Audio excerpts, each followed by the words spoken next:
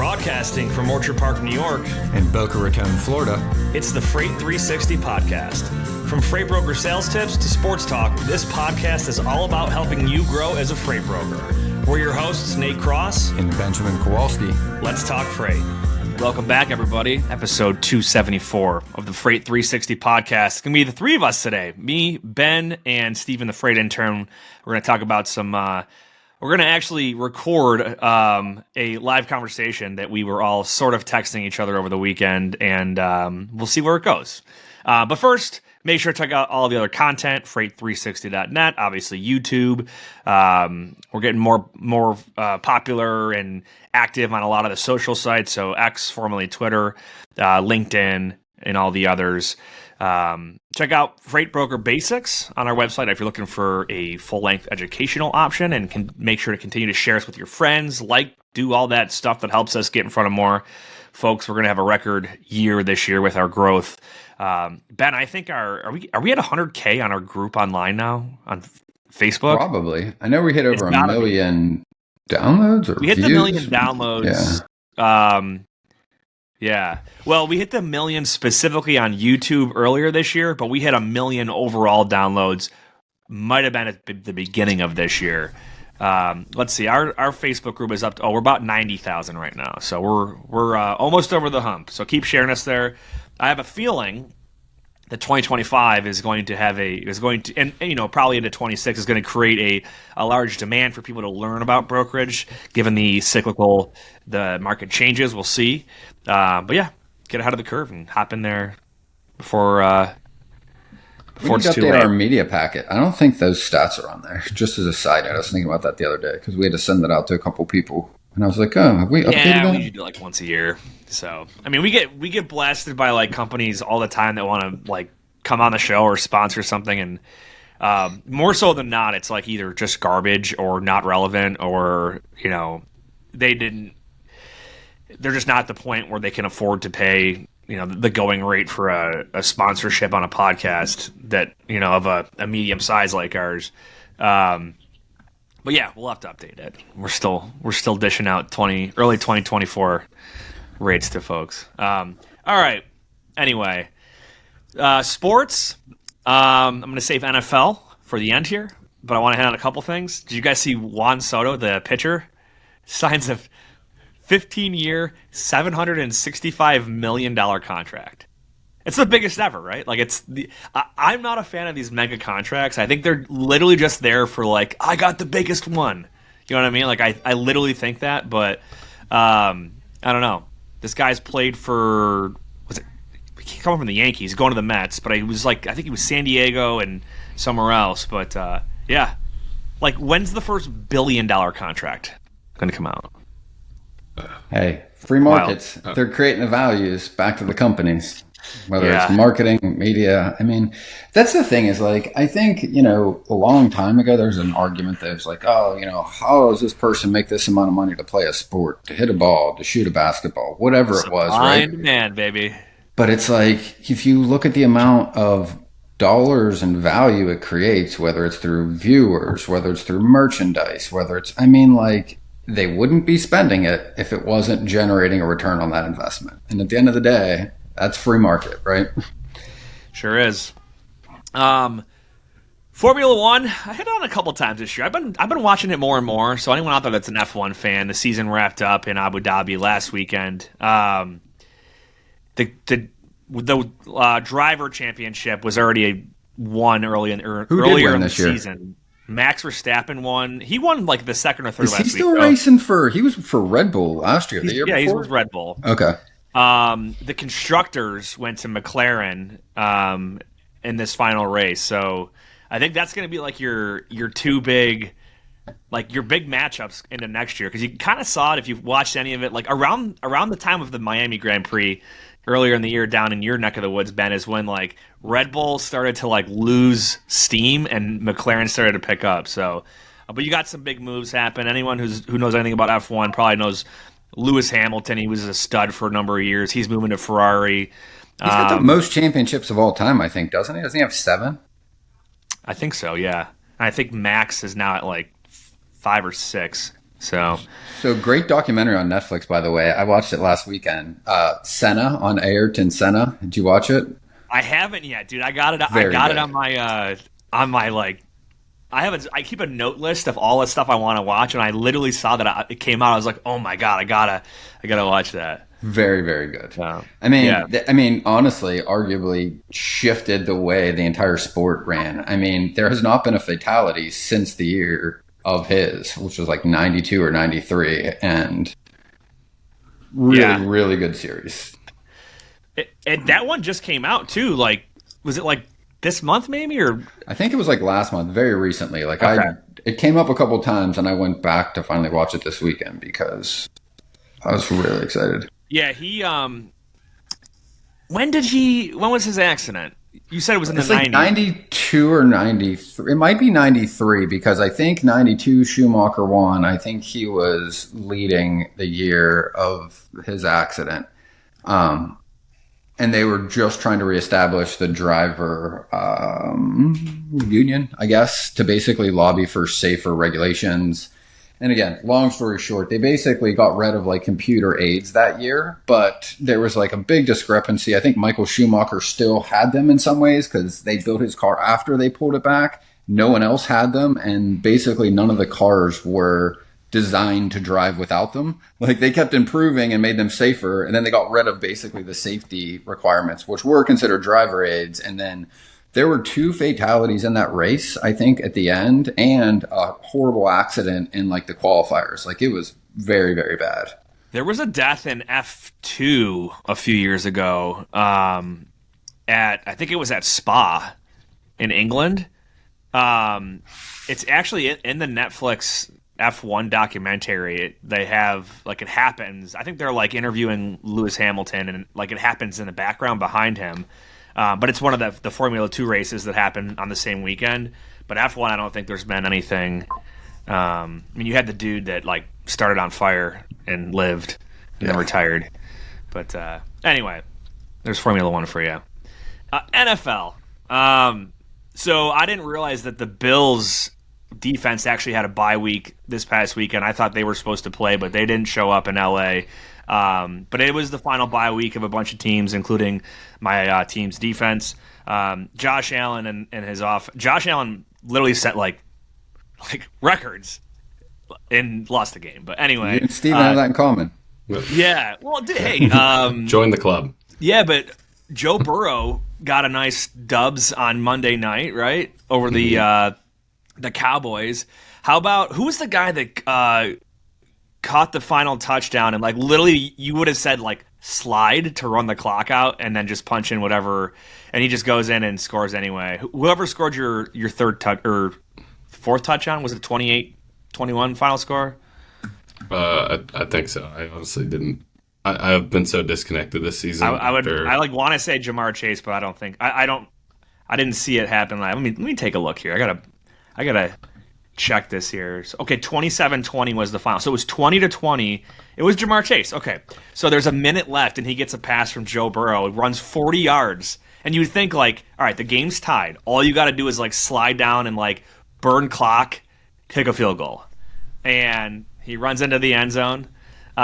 Leaving a minute left for Dallas, which they didn't do anything with, but it was great. It was like The Simpsons, The Simpsons dub 2 or whatever, like where they dubbed it over with the Simpsons players. I didn't watch that one. I saw some clips from it, but anyway, basically your NFL playoff picture is kind of like shaping up now. So you've got really like the Chiefs pretty much have like just about secured the 1 seed, barring a disastrous couple of losses in their last few weeks and a miraculous Bills 4-0 to finish out the season, which they got Detroit, which is a really hard game, but then Patriots. Steelers, Ben, I don't know if you know this, so they have the same record as the Bills. The Steelers actually control their destiny to the 2 seed. Yeah, but they've got a really tough schedule the rest of the year. If we both win out, you guys will have a harder strength of schedule or strength of victory or whatever it is, from what I've been told. So they got a hard schedule into the end of the season, and Pickens is still not expected to play this weekend. So time will tell on how these few games. I think they play the Eagles, then the Ravens, then the Chiefs, I think, on Christmas Day. Netflix better have their shit squared away. Together. Basically, here's what I think you're looking at for. I think literally the 1 through 7 seed right now in the AFC is who you're going to have: KC, Buffalo, Pittsburgh, Houston, Baltimore, Chargers, and Denver. I don't think you see anybody else squeak in there. There's a 2-game separation between the Colts and Miami from a wild card. Looking at the NFC: Detroit, Philly, Seattle, Tampa, Minnesota, Green Bay, Commanders. You could see some movement there. The Rams are in the 8th spot. They just beat the Bills. They're feeling good. Sean McVay is puffing his chest right now. I could see them sneaking in, and because they're with the Seahawks, so they could. You never know, man. They could take that division. But anyway, the playoff picture's kind of setting itself up. Sorry, Steven, I didn't mention the Bengals. They are in the 10 seed right now, so it's not impossible. It's pretty much possible. Hey, you can go 9-8.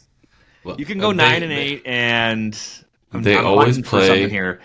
Yeah, they always play great at the end of the season, but it's just I'm over it. I'm ready. If you get the Ravens, the Chargers, and the Broncos to all just lose out, and you guys just go on a tear, Joe Cool just launching bombs. Did you see what he wore into the game Monday night? Yes. Yeah. Dude, he looked it. If you guys haven't seen it, look it up. Like it looked like something out of like Saved by the Bell. Like the squiggly like fluorescent lines or I don't know what it was, but it's funny. Anyway, that's your 10 or so minutes of sports. Let's talk some news here. So we sent the newsletter out yesterday, so it's Wednesday right now. We sent it out Tuesdays and Thursdays. Make sure you go to our website at the bottom of the homepage, and I think every page is a newsletter sign up. The big things I wanted to hit on, and Ben, you guys already kind of alluded to it, is this might have been, this was before we were recording, but Happy Robot, right? This AI, this guy, I forget his name, the CEO or president, whatever, founder, was on with Dooner on What the Truck, and they did like a live demo of him like with the AI call. And I think like it's come a long way. It's not at a place where it's gonna cold call shippers for you. But operationally, carrier sales, like trying to find capacity, negotiate rates, figure out who's available, pretty impressive where it's at, right? You guys see Steven, I'm sure you did. You're like on top of everything on social, but you guys see any of the demos? Or I listened to a demo in July, and Kevin Hill had been using it. I met with them a couple of times in the summer to hear it. I mean, even back then, and I know it's improved since then, I could not discern it from a human voice. Like I closed my eyes and had him play a couple to just see if I could tell, and I really could not. Like it was very, very good. I remember like probably since the last like 7 or 8 years, about once or twice a year, I would get like a robocall from a attempted AI voice trying to get me to donate to some police association, and like you could tell it was just like really far off. And I was like, "Are you a real person?" And it was like, "I represent a real person." And I was like, "Collect." Like it's just terrible. Whereas like, I wonder if you were to ask Happy Robot, like, "Hey, am I speaking to an AI or a real person?" What would it say? I did ask that. I can't remember the answer. I was curious because I did ask that question. I said, the way that it had like ums and like the kind of like the normal speech patterns. Yeah, like your breaks in speech patterns and things like that. It literally reacted like a human would. So pretty cool. The other thing, and this actually speaking of Kevin Hill, this came from his data on Brush Pass, was the brokerages closing. So I got to pull this one up and see. Here it is. Freight brokerages keep disappearing as the industry wraps up 2024. November, we had 181 more closures, bringing the monthly average to 257. That's brokers going out of business per month. The U.S. now has nearly 2,900 fewer brokerages than expected, even as freight volumes hint at recovery. So yeah, it's kind of your normal market correction there. We've seen it with the motor carrier side and as well as the brokerage side. Doesn't it feel almost like it's taken longer than it should have for a lot of companies to go under and just to shut down operations? Yeah, I think a lot of that They was were the just COVID on money. for dear life. Like, hey, it's going to change. It's going to turn around. And yeah, but who knows? It's funny. So it like hints at the market rebound. DAT actually reported, or actually this was FreightWaves. Um, Freight volumes showed a slight post Thanksgiving bounce, but remained down compared to last year, with no major uptick expected before year end. Outbound tender volume index, that's definitely a FreightWaves thing, rose 16.3% week over week, but dropped 7.3 over 2 weeks. How do you take December normally? Like we're just about middle of December. This is when I typically see like it's going to be quiet for about 3 weeks. Yeah. And then usually January, depending on like the market, January I tend to see is kind of soft. It also depends on what you're in, but on the whole, across the board, that's kind of what I've seen just about every single year. So I don't expect anything big to change until we get into January, but we'll see. We'll see what happens. So in my niche, like December is usually dead, and this year is completely different. I've already hit my monthly average as of yesterday this month. For load count or what? For load count and margin. Getting those big rippers? Yeah. More like stacking up pennies. But I don't know if it's because I'm in the imported protein side, if there's something with the tariffs and whatnot. But typically January is my busy month, and December is I'm just slammed. And it looks like January I'm going to be slammed as well, which I'm not mad about. It's just completely different than the last 4 or 5 years that I've been doing this. So I'm not sure how to take it. In freight, time is money, and efficiency is key. That's where Levity comes in. Imagine automating your email operations to do more with less effort. Levity connects directly to your inboxes, extracting vital information from emails and attachments in real time. It seamlessly integrates with your TMS, empowering you to quote faster, build loads more efficiently, and book more freight in less time. Whether it's incoming emails from shippers or carriers, Levity's got you covered. It understands any language, any format, and even interprets non-standard formatting. Visit levity.ai today to sign up and get started. Tired of struggling to find accurate rates and the right carriers for your freight? With DAT1, you can access more than 500 million posted loads and trucks every year. That's 3 times more capacity than any other load board. Plus, their integrated freight management system makes it easy to cover loads 24/7. They have the most trusted network of carriers, brokers, and shippers in the country. You'll get real-time rates on every lane so you know exactly how much a shipment will cost before you commit to it. Plus, you get instant access to top bids from qualified carriers around the country. Get 10% off your first year of DAT1 when you visit the link in the show notes. A little Christmas bonus. Ben, what are you seeing?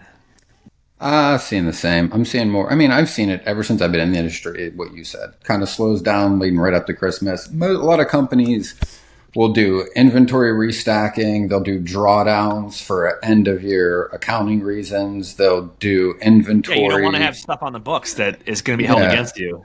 So I think, a lot of that tends to happen on a calendar year. So I've always seen just the whole industry kind of move slow from here through probably 3rd, 4th week of January. Then it starts to pick up, kind of turning the corner into February. RFPs start going out, carriers getting onboarded into the January new year. That's pretty much what I've always seen. The biggest thing I saw is from everyone I talked to, anecdotal, like after Christmas, brokers were getting hammered. And there was a lot more volatility than I've seen in the past 3 years. And it was mostly on a day-to-day basis, which to me showed 2 things. 1, the carrier base is shrinking. And 2, maybe lots of them also just took an extended time off for the holidays, because there were rates that I saw. I was looking at a lot of them last week where like Monday rate was in line. Tuesday rate was 30% above what it was Monday and you couldn't get a truck. Wednesday rate was back in line. Thursday rate was way back up again. So to me, it was showing like these smaller markets where there's not a lot of freight coming out of. There wasn't just a ton of capacity sitting there every day of the week to be able to absorb the ups and downs.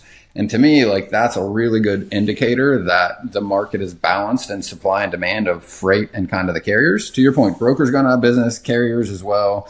Freight volumes haven't been a ton up. We're still waiting to see, I think, manufacturing pick up before we're going to see real volume changes in freight building and some of those things, which are expected. And that takes time, right? That takes policy change. That takes economic shifts, consumer patterns changing, interest rates. There are just, you can't even make a list of 10 things that'll change it. It's literally so many factors that go into it, and it was the perfect storm post COVID. So if you got into brokerage in the last 5 years, I'm sorry, but your reality is definitely warped. So, Steven, you got into brokerage in the last 5 years, didn't you? Yeah, 5 years ago, right before COVID. All right.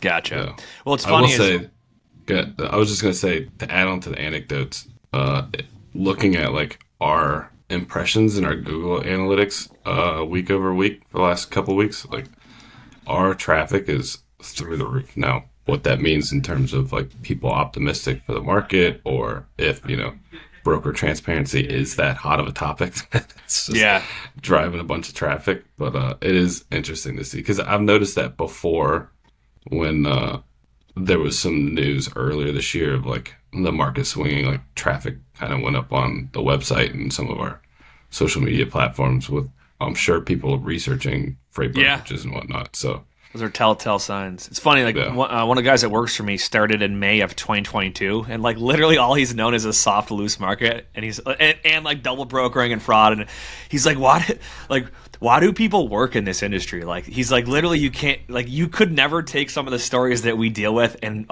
put them in another industry, and it's like, yeah, that's normal.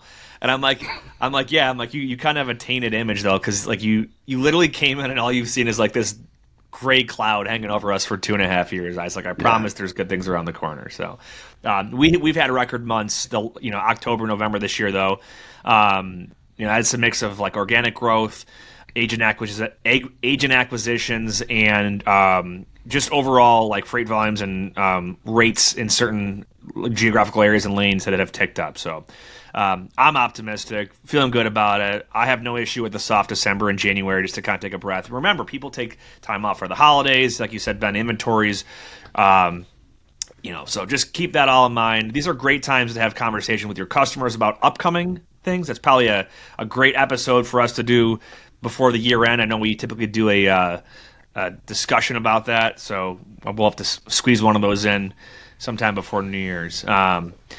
But yeah, I'll be in Nashville next week, so you guys might be podcasting, just the two of you. We'll see. Cool. Oh, and we're gonna have Freight Broker Guy on an upcoming episode of the podcast. Mm-hmm. So if you guys know this mysterious Freight Broker Guy on Twitter, X, he's coming on the show. Yeah. So, AKA Ken Oaks. Ken Oaks, yeah.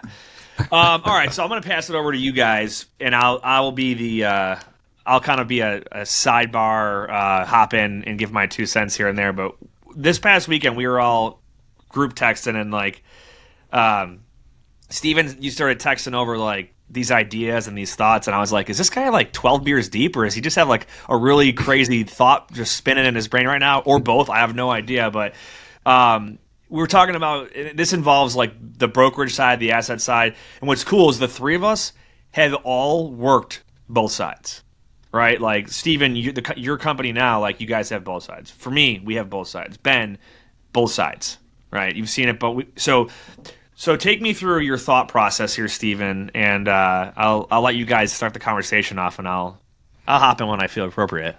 Yeah, I'm gonna go back to the original text I sent, because it all stems from these ADHD rabbit holes that I just kind of let go unfiltered, and I'm like, well, I got to talk to somebody about this, because there's a grain of something in here, I just can't find it. But the question I proposed, and most of it comes from like, you see these larger brokerages, RXO is one of them, LoadSmart's one of them, that are buying up other brokerages to expand their market share, and it's a good strategy. And then my thought is, so I'm a carrier-based brokerage. The brokerage was born out of the carrier to help provide services to their customers, and they're just not run efficiently. And if you go and talk to other carriers that have brokerages, they all tend to say the same thing. They are very, they don't grow very fast. They kind of service existing accounts or expand existing accounts now that they can provide, outside coverage. But the actual growth and sales and the streamlining of a back office process to really promote that, low overhead and margin is just not there. So then the thought is like, is there a way that you could buy up these small brokerages that are carriers, assigned to carriers, leave them in place, but then just inject them with the sales and the streamlined processes that they need? Because the other downside to a carrier is because there's such a thin margin industry, they have they're very risk adverse, or I can't think of the word I'm thinking, but they don't like to invest in tech. So you get a brokerage that's kind of tech dependent, but then a carrier that doesn't want to do it. So now you're fighting these two different areas, and it's just not conducive to either environment. So how do you solve that problem? All right, so let me summarize your thought here so I understand it. The concept would be to acquire these small brokerage legs that exist as like a little side hustle for a carrier. So carrier runs trucks, also has a little side brokerage that they don't focus on. I want to acquire those and grow them. Is that the concept? Yeah, that's without getting into the weeds, that's like half the concept. Ben, what do you got? I think I start back at the motivation, because the first thing that I thought of when Steven said that was, larger companies that have acquired brokerages where it has worked out. Many of these have not worked out. Like the biggest example, I think was Coyote or whatever, or there was a huge one they bought and then ended up selling for like 50% a year or two later because they couldn't integrate it, right? I know there's like, I think it was FedEx, wasn't it? No, or was USPS or FedEx UPS or something? But I think Coyote, and they're like, oh, we're just going to integrate this brokerage into our model, get tons of efficiency, and it's just going to be super profitable. Well, my interpretation of even just the big example was these are very different businesses.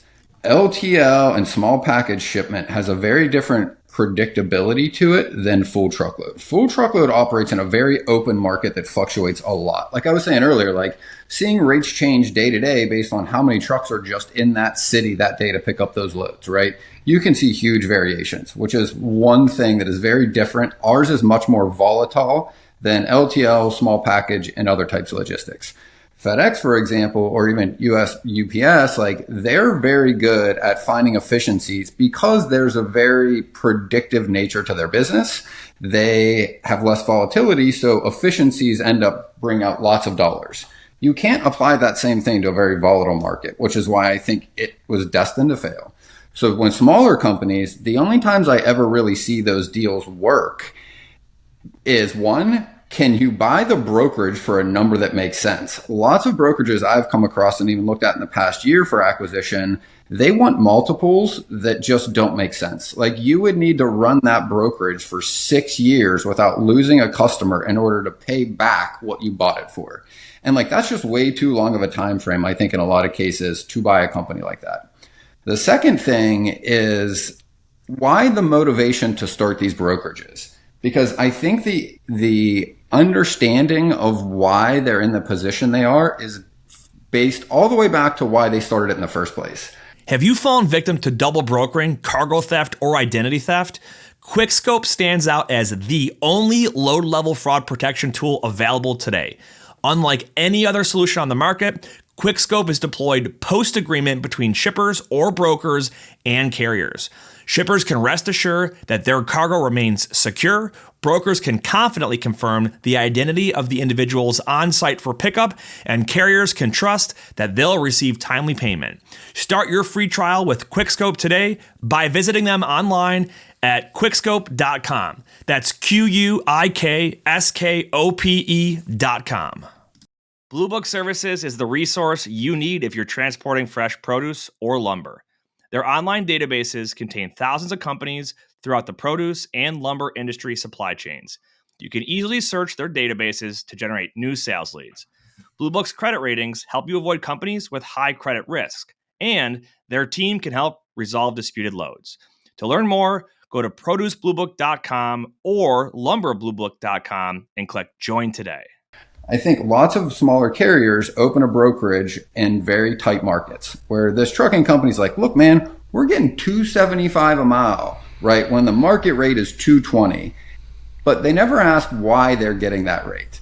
So the reason that shipper pays them above market rates in those tight markets and why the contract rate has been so high outside of COVID is the shipper, when the market is going up and down and they don't know if they can get trucks, they go directly to a carrier and they go, we'll pay you a little more than market. Just guarantee us your trucks will pick up the load. The shipper gets less risk. The motor carrier gets a higher rate in that market. Okay. Then the small motor carrier goes, man, they want to give me 10 loads a day. I only got 5 trucks. Let's just open a brokerage, take the 5 loads we can't move on our own trucks, and we will just broker these out at $2 a mile and make more money. I think a lot of them do that really kind of backwards, where they'll literally get the tenders into the motor carrier asset MC, hand it to the brokerage, they broker the trucks, don't tell anyone, and then the trucks just show up. Like, that's not the way the license functions. That's not the way the market is supposed to function. But I think that's literally the motivation and why it happens. And then as soon as the market loosens up, the business dries up, and then the brokerage is just sitting there with no business. And they're like, well, why isn't this making money? Well, I don't think they ever really operated the brokerage the way a sole brokerage operates, which is we focus on sales, service, and helping wherever the need is. And what happens is the smaller carriers, when they do this, they also, I think, conflate or think these things are the same, meaning like, I'll just take my dispatchers and put them in our brokerage because they're just sending trucks. It's the same job. Like, and they're staffed with people that are trained to route trucks and dispatch. They're not trained or have worked in an environment with brokers that are used to selling and service where the customer needs it. Those are very different needs, right? And when you just can provide what your customer needs right now for cheaper, you can make money. But if you can't provide a service that is different from anyone else when the market is soft, you got no business. And that's the position I think many of them are in, and why they're like, well, this just isn't working. Well, to your point, Stephen, in order to fix that, you need sales training, sales focused people. But not only do you need those, they are the riskiest things to invest in. Like, if you look at the cost, like to just hire one salesperson, right? Call it $5,000 a month, right? And it's different where you are in the country, but you're going to expect to pay that person to train them for at least 6 months before they're even getting traction. They are not even going to cover their own expense till probably 8 months to a year if they're very, very good at that role. Let's just put aside that 9 out of 10 people that get hired into this job aren't going to end up making it that far. So not only is it risky to find the person, even when you find the person, you have to outlay $5,000 times 9 months. It's a $50,000, $60,000 bet onto a person. And one's probably not enough to turn that around. You probably need 2 or 3, which means now you're hiring 5 people at $5,000 a month. That's $25,000 a month of you just burning cash, hoping this pays off. Now let's take the second piece. You need somebody to manage and oversight to make sure those folks are still doing that for that period of time. And those companies don't operate the same. So that is a new type of business. And most of them not only don't have the just experience doing it because they've been running trucks, which is a different business model. They also, I think, part of like the mentality of the truck drivers and trucking company owners is like, we built this with hard work, and I agree. And I think that is absolutely like commendable. But I also think there's the ego downside of, well, if I can do it here, I can do it there, without the open-minded piece of asking more questions of like, why does this business operate different than me? Because when I've worked with some of them, like that's the biggest hurdle, is getting them to see really that they're very different and they add value in different ways to the same market, even though both are picking things up and moving things to another place. I mean, wow, you unpacked a lot there. I was going to hop in really quick because there's 2 points I wanted to make. It was one main point that you hit on was that a lot of times these carriers, their brokerage that's attached to them is not their main focus, like you said. They don't operate the way that a standalone brokerage would. And I've seen this In a couple of different instances, I just want to highlight this. Okay, let's say a shipper, and this is the less common one. A shipper has enough outbound volume that they want to get their own trucks. Now they realize that their trucks, they don't have enough capacity, so they want to open a brokerage and keep it all controlled internally. I've seen this with farms a lot. Potato shippers, specifically potato shippers in New York. I've seen it with various other ones, like a town I used to live in had. They grew peppers, cucumbers, all kinds of stuff. But basically, they would have enough trucks to move their stuff, and then they'd never want to have too many trucks because they don't want to have to go out and chase freight. They just want to be able to move their own stuff, and then whatever's overflow, they can either put directly onto an asset-based carrier that they have a relationship with, or they could broker it out potentially, and then maybe they can broker out some other customer stuff. But either way, or the other example is just a motor carrier, right, that has customers, and they have not enough trucks or not the right equipment or not enough reach geographically to service all their customers' freight. Yep. So, hey, let's get a brokerage, and we can still be your main point of contact, and we'll service you on this other stuff. So in both of those instances, and the second one's the more common one that I've seen, the brokerage exists not because they want it, but because they feel that they need it, and then when they don't need it, they just kind of let it fall by the wayside. And that is not the way that a brokerage has to be run if it's going to be run successfully. Long term. Because we talk about the ebb and flow of the market cycle, and that is where, like, a trucking company, like, if you got to think about taking some of your trucks and parking them during a down market to save on costs, you're definitely not thinking about optimizing your freight brokerage. You know what I mean? Whereas if we're just a non-asset-based brokerage, literally, like, when we know there's a down market and we're a margin-based business, like, our only option is to try and grow, which during a downtime looks flat, even though you are growing load count-wise. But I just wanted to add that in there, is that I think that's the main reason why there's a different perspective. And I've even, so on the agent side of it, that's a really good point, by the way. What's that?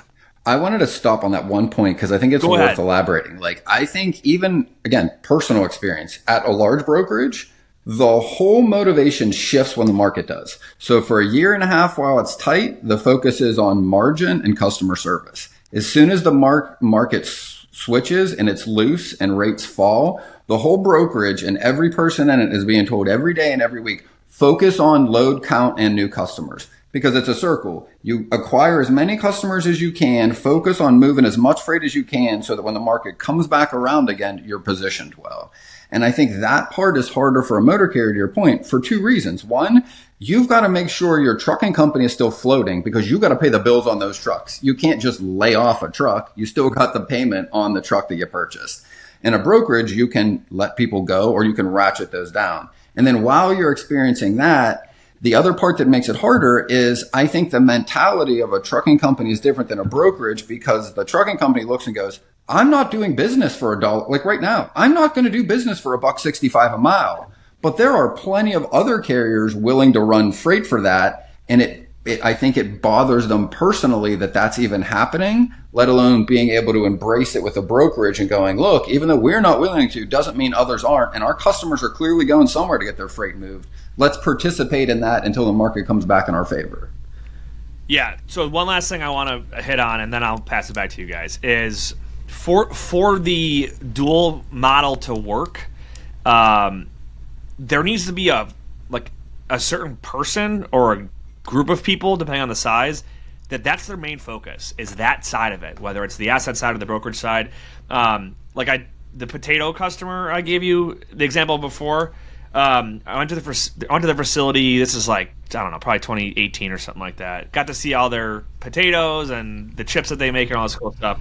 And we're talking about their brokerage, and I was like, they're not really using it. And I'm like, well, our company has agents. Like, you guys could just drop your brokerage authority and run it as an agency, and that way you're not paying for insurance and whatnot. And they're like, we just don't even really care to use it at all when it's, when the market is where the market is. And it's like, okay.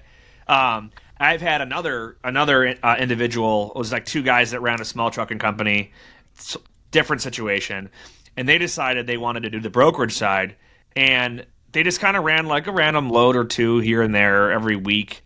And then eventually, like, numbers dropped, and it's like, well, what's going on? They're like, we're, rates are good. We're kind of focusing on the trucking side, and it led to their failure because they didn't have somebody there focused and dedicated on just brokerage, right? And if you look at any one of the three of us on this conversation right now, whether it's Steven's company, Ben, your side, or myself, so like Pierce Worldwide Logistics is a brokerage, Warren Pearson Company is an asset-based carrier.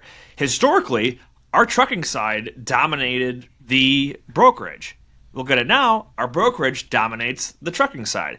The difference being, we're able to ebb and flow the asset side based on the market conditions, and we have a strong focus on growing the brokerage regardless of the market conditions. But either way, there's two different groups of people focused on each company. Like the brokerage side, that's me. The asset-based side, it's a different group of people in Florida. I see them like once a year. We know each other, but like we don't. It's two different focuses, two different types of business. They're co-owned, co-managed by the ownership, but literally you've got two different entities focusing on that side of the business. And if you don't operate that way, you're going to naturally lean towards one of them over the other, depending on what's going on in the market, what makes more sense for you, what's making you more money, etc. So I wanted to point those things out. So anyway, not to hijack Steven's conversation here about gobbling up these small brokerage divisions on carriers. So actually, I want to go back to you, Steven. Is what would be the benefit or the reason behind? Because that's what I was trying to grasp in our group chat was like, why? Why buy them up? Is it to get their customer base and actually try to do something with it because they're not currently doing that, or what was the concept? Yeah, so that's kind of the concept would be it's an entity that is dead or floating, right? It's not really growing, but they have customers, they have access to the carrier side, so just like these larger brokerages that are acquiring a large number of small brokerages, you would gain access into these customers, but then you also gain access into the carrier side.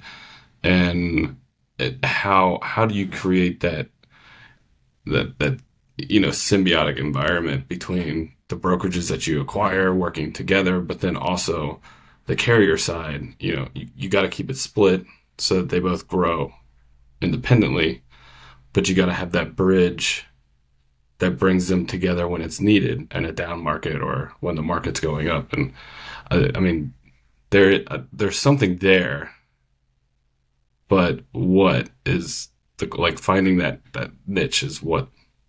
So like, for example, we have our owner operator program. It's a very small number of trucks currently. At one point we were up to 20, but the way they work is they get to run 100% of whatever they want. So it's, if they want just spot freight, they can run just spot freight. If they want to run customer freight, they can run customer freight, and they're not forced dispatch. So taking that piece and ratcheting on to this, like, how do you take those two and make it a thing?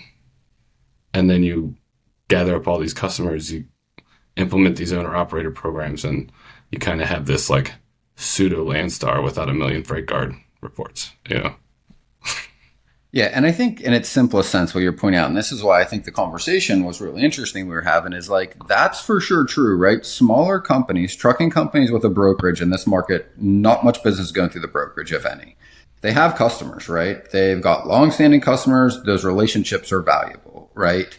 Now, to our earlier point, like, they definitely need help either running the brokerage, staffing the brokerage, or funding the brokerage, right? Okay, so there's a pain there, right? So if there's a pain and it's large enough, like, there's usually an opportunity. Okay, so theoretically, if you took a small trucking company that had 15 or 20 trucks in a brokerage, say they've got 5 or 6 customers they're working with, right? The first question I would think is, okay, if you just brought one of them underneath an existing brokerage that was well run and that could do better sales functions and better communication, right? Those 5 customers, right? The first hurdle, I think, is one, if they're operating directly with that motor carrier's asset MC, the first hurdle is, how do you get them onboarded with a brokerage, right? How do you get the shipper to agree to run their freight through the brokerage if that shipper specifically only works with that company because they want those assets and those drivers, right? I think that's the first hurdle you've got to overcome. Then I think the second one is if you do that, if you make a deal with a small company that has a brokerage like that and like 15 or 20 trucks, okay, well, if those customers are now running through, let's just say your brokerage, what are you going to do with the freight? Likely, some of those loads will still go to that company. But in this market, you either need to get that shipper to give you more business. Okay, let's take that one. If they give you more loads, say you're running 3 loads a day with that company. In order for the brokerage to get any value out, you need more than those 3 loads, right? So say you get 2 more loads. But what is a shipper going to ask to get 2 more loads given to you in this market? They're going to favor service or price, do you think? Well, it just depends. In this market, they're going to be favoring price. But okay. So if they favor price, market, it might be service. Of course. But in the market we're in, because that's the issue is it's harder in the down market than the up market. In the up market, it's a no-brainer. But in a down market where price is favorable and that shipper goes, well, hey man, the first 3 loads I'm giving you are for $2 a mile. If you want 2 more, I need $1.95. Okay. That's pretty status quo, I would say, in this market, right? Well, what does that do to your other loads? How long before that shipper starts asking you for the same rate on the other ones and you possibly have the risk of losing some of the value to keep the extra 2 loads? The next question is, you have those 2 extra loads you're moving through the brokerage. In this market, you've got to find probably a cheaper truck to move them to make any margin, which is going to be pretty skinny, say 11%, right? Give or take. Now the question is, are they going to service the freight at the same level as your assets? Is there more risk in that, right? Are they going to miss some appointments? Because we know that like when rates are pushed down, so does service, right? And why does that happen? Because the trucking company needs to make money. So they schedule things closer together because they got to be able to make a certain number every week to pay their expenses and their drivers. So they're going to book their next load as close to the last load as possible, which is why service tends to fall. Because if their delivery is slow to unload, it's no fault of the drivers. It's just that causes, the waterfall effect of them not showing up on time for your next one. So now that service to that customer in order to grow it has at the very least gotten riskier. It may or may not have more issues, but those are some of the things I think that as it plays out that you would have to think through and work through. Because I think overall, like there's a problem large enough that if you could bring them together, you could add that value. The other issue is like, how do you make the money work? Because in order to get that company, you either got to purchase it. So if you have investor money, you need a return to pay back. Or you've got to cut them in on the deal and give them a percentage out of the freight you're going to broker. Well, in a market where you're only getting 11%, if you give them 2 or 3% and you're factoring it, you're at break even just to run those brokered loads. And it's like, how do you squeeze enough juice to actually make the deal work is the part where I keep getting stuck. Because you brought this up years ago and I've thought about it a ton. And I'm like, I think the problem's large enough, but I don't think the economics necessarily works to create enough value to take the risk to do that. And that's just putting aside how much labor do you think it costs? How much training? How much management oversight? How many bodies do you need to put in these? Maybe AI can solve this in a way where like you don't need as many people as you traditionally did in a brokerage. Maybe that's what makes the math work. But I think you need a piece that hasn't existed yet to be able to make the economics actually function. To do that at any scale, I guess, is the way I was thinking. Yeah, I don't disagree. And I think that kind of alludes to, I can't remember who made this point. It may have been Andrew Silver on the Freight Pod with Chad Olson. I think he's with AVRL. But the trend to bring, people who are not native with the logistics industry to bring in ideas and concepts outside of that into us can, hurt or succeed. So like the one thing that I keep coming back to is Alex Hormozy and his Gymshark. I think it was called Gymshark. Gym Launch, maybe. Gym Launch. Like that concept sticks in my head because originally he started off like consulting gyms and like how to grow them, and he would get paid a set fee, and then there was, he would go and help them do some marketing or whatever. And then he found out how to package that into a thing, and then he sold this thing to the gyms. Correct. And then that's how he made a bunch of money, and he exited at like 120 million or something like that. So let's unpack that because it's a good one. Like I read his books and I followed a lot of how he did that. And like I thought the same thing. What are your thoughts on the differences between that industry of a gym and the industry, the problems gym faces and the problems that carriers that have brokerages face? What do you think are the differences or the similarities? I think, and I don't know if it's a similar, actually, oddly enough, my family owned a gym when I was in high school, so I know a little bit about the space. But cash flow is interesting. And because of operating ratios within the supply chain, you can't really sell a service like this to a carrier. You have to purchase with the service, if that makes sense. So like, you would have to acquire a portion of the business and bring the service with you, with some sort of revenue split. I think that's how that would work. Whereas in the gym space, depending on how the gyms ran, they are more likely to pay for that kind of service, if it's going to have an ROI. And that's the other thing, is like measuring ROI in supply chain, tends to be extremely difficult, especially when you're coming at it from a tech standpoint, sales and that kind of stuff. ROI is one of those things that, on the carrier side, gets talked about a lot, but you never really see any real numbers. It's all just estimations and projections. So how do you do that and make it make sense? I think that a lot of that's true, right? The things that I've seen, because technically we have sold a solution similar to that through coaching and consulting for companies that want to make their brokerages more profitable, right? So what I've seen and what I think the difference is, and I've worked in business to consumer sales, probably more of my career now, even looking back, than I've done in logistics. And the thing with business to consumer sales is if you've got a good sales funnel, sales, even just call it a script in business to consumer, you can ramp sales up in a very short time. Because if you can talk to enough customers, they are pulling the trigger immediately. And maybe in a gym, you're getting a membership for a year. So you can close a lot of customers in a short amount of time and generate recurring revenue all year.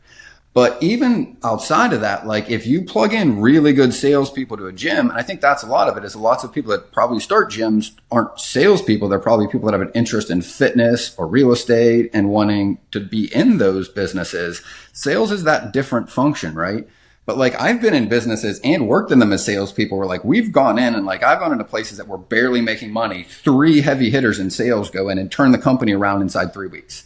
Especially like you see it in advertising sales, like just making cold calls to companies to get them to buy ads.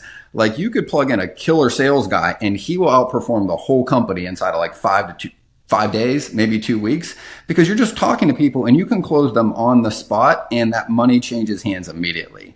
The thing I think that is much different in freight is the sales cycle is longer, right? And your return on that investment of that even phone call to one shipper, right? Even if the first company you call says they will work with you, it's typically going to be 3 to 4 months before they're giving you enough business that you really got a return on just paying for the person that made one phone call. Just say you were 1 for 1. First company you called said yes, a couple of weeks to get some quotes, a couple more weeks to run a couple loads, another month or 2 till you got 3 or 4. Maybe inside of 4 or 5 months, you got enough business to cover that one person's $5,000 a month, right? Now, again, if I'm selling gym memberships, like I can put a very good salesperson or train many salespeople to close 10 deals a day, they will pay for themselves inside of a week. And the thing that I think made Alex's business work was that he was able to go in a short amount of time, teach them sales techniques, right? Like basic stuff like getting the members or prospective members in, taking a picture of them, getting them to understand the need, selling on that need, closing them right there, getting that money right there. So he could go to a gym, and that's what he did at first. He's like, listen, $5,000, I'll turn your gym around. If I can't do it in 45 days, I'll give you your money back. He could make that bet because he knew he could inside in that time frame. So it's a much shorter risk. And I think in our industry, what makes it harder is people aren't patient. Full stop. No matter what people you're talking to and what industry, right? And especially when money's on the line. So we're asking a trucking company to go, trust me, this plan works. Hire 3 people and in 8 months to a year, I'll turn it around. Even if it's working, until they start seeing the money come and pay them back for what they're spending, 3-4 months in, they start getting nervous. They're like, man, if I just hired a driver, I'd at least be break even by now. And eventually I think they lose their patience and they go, you know what? I appreciate it, but I'm just going to go back to knowing what it works, because they can't stomach the risk, because it is very different than the risk you take buying a truck, hiring a driver, and plugging him into brokers and load boards, they might be able to break even inside of a week or two just on like your weekly expenditures. And I think that is the big disparity between how he could do that there and what, I mean, I've tried to do here. And I mean, there have been many carriers where I've been able to help them get their brokerages turned around and be profitable. But I would say many more of them, honestly, somewhere in the time it takes to be patient to get it off the ground, go, look, this isn't for me. I'm going to go back to knowing what I trust because I would rather just sleep at night than worry about spending another 25 or 50 grand hoping that this works. Because I think that is the part where it gets very difficult in practice. Yeah, and I think to kind of touch on that and what's specific to our industry is the with what Alex Hormozi's been able to do is rely on, the social media, internet ad space with landing pages and sales funnels. Huge leverage. That leverage does not exist. Shippers are not finding brokers because of a LinkedIn post, because of an X post, because of Facebook. Like, they don't buy those services the same way they buy consumer goods, right? Like, he could leverage millions of views into real dollars in a way that just, I don't think functions the same way in business to business, or for sure in supply chain. Yeah, and I mean, going back to, when my family owned the gym, I mean, the best sales for us was New Year, New Me. January, every year was the biggest sales. And you would get 2 month, 3 month, people were, you just soak up those sales. And that's something that does not exist in supply chain. Shippers aren't like New Year, New Broker. Yeah, right. Right. Well, think about it, right? Why, even it's simple sales, like sales 101. You can't provide a solution until you find a need, right? The need for human beings at the end of the year is usually make the guilt go away. I'm not happy with the way I feel or look because of the way I ate during the holidays or what I didn't do. That guilt is the pain. The solution, sign this. You don't even need to show up. You at least feel better about yourself immediately because you made the commitment, right? So that solves that need. For us, until there's a need in the market, again, even very skilled salespeople in our industry, like, it is difficult to build rapport and to actually find the need for the shipper to solve it, right? Especially in the market we've been in the past couple of years. That's why the sales cycles have gotten longer. It takes longer to find those needs, to get them surfaced, to be able to be that solution. And I think that's the thing that also makes it an apples to orange comparison. I think there are correlations, but I think it's the time and the risk that is very different. And I think, to your point, being able to leverage social is just not as effective, I think, in our world as it is in some of these other industries. It's not. Yeah. Yeah. Cool. Good chat, guys. I want to leave it with this. You guys went down a rabbit hole, and I was just scrolling Twitter. But here's the last thought I want to point out. I very much think that, like, I've thought about this a lot. And that's why when he was asking these questions, like, I wanted to engage to talk about it, because I think these thought exercises are some of the most valuable things you can learn how to do. The process, right, of thinking through it. Because at the end of the day, just because I haven't found it or someone else hasn't found it doesn't mean it doesn't exist, and doesn't mean that that pain isn't big enough that you can provide a solution and do what no one else has been able to do, right? So to me, like, you're on the right path. I think you're thinking about it the right way, and you're pulling correlations from other industries and other instances that could apply. Maybe a part of it, maybe all of it, maybe 20%, who knows? But I absolutely think that you are thinking about this correctly. And I think that the more you think about it, you will come up and maybe think of something that no one else has that's worth pursuing.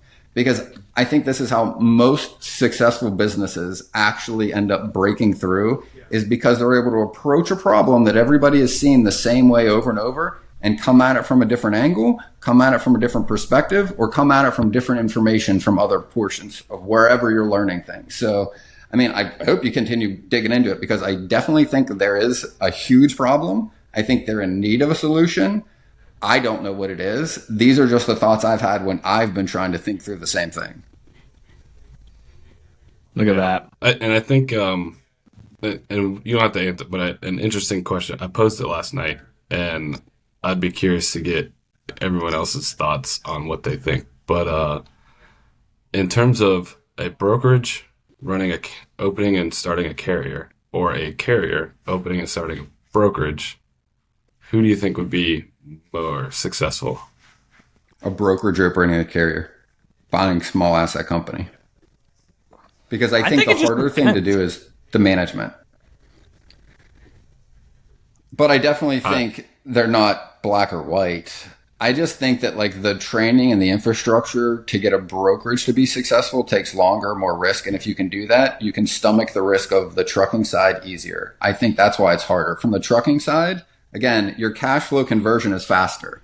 You buy a truck, you hire a driver, you can probably break even inside a month or two. If you're used to waiting 6 months to a year to get a brokerage profitable, I think you have an easier time acquiring some assets than the other way around. Because I think it's the risk tolerance, honestly. Like if I had to say the one thing I think that really differentiates them, it's the risk tolerance and the patience of getting those things off the ground that are very different.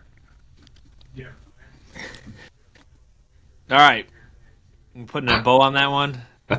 It's interesting conversation. It is. Yeah. I wanted to wrap up today's with a little preview of week 15 in the NFL here, Ben. A couple of big matchups for our teams here. Pittsburgh in Philadelphia this weekend. Without Pickens, too. Without a number one receiver. Philly's favored by 5. You're going up against Saquon Barkley, Jalen Hurts, the gang. What do you got? What's your take? How do the Pittsburgh Steelers have a shot at a W here?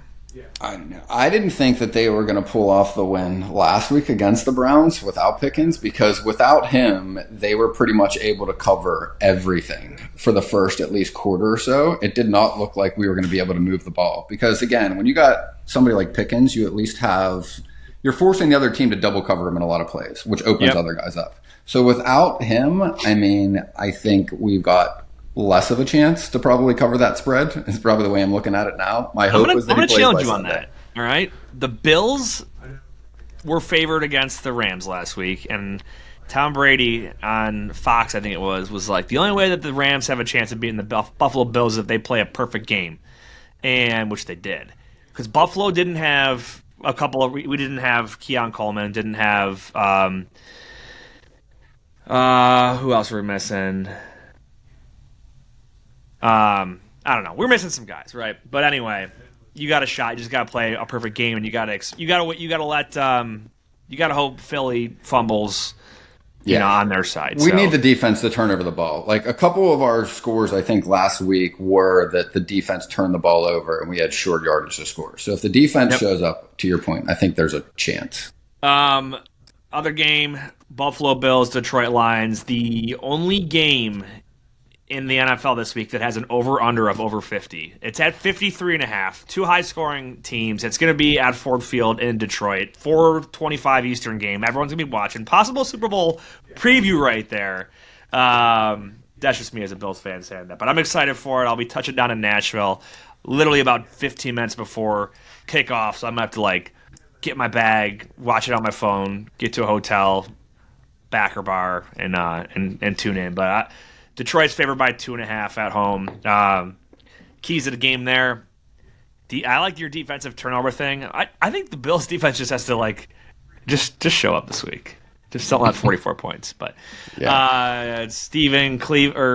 Cincinnati at Tennessee. I should just go to that game. My dad will be there. Wow. Oh, he'll be there? Yeah. There you go. Yeah. I'll be too late because that's a 1 o'clock game. Yeah, I'll be getting there afterward. But anyway, great discussion today, guys. And let us know what you guys think in the YouTube comments, or send us a message on your thoughts on the brokerage and the carrier, how they can align with one another, and we'll be curious to get some feedback there. So, Steven, any sign-off, final thoughts, or anything you want to share with the audience? No, we just put the newsletter up on LinkedIn. So if you're interested in getting it there, you can subscribe on LinkedIn over at Freight 360, and go Bengals. What's left of the season, I guess. Ben, what you got? Whether you believe you can or believe you can't, you're right. And until next time, I hope the Bills don't lose 2 straight. So, in Detroit, go Bills. That wraps up this episode of Freight 360. Check out the show notes for links to anything that we've referenced on this episode. And make sure to visit us online at freight360.net to see our entire library of episodes, videos, blogs, and more. And make sure to check us out on Facebook and subscribe to our YouTube channel for daily and weekly tips and content. If you'd like your question answered on the show, fill out the Contact Us form on our site, and we'll see you next week.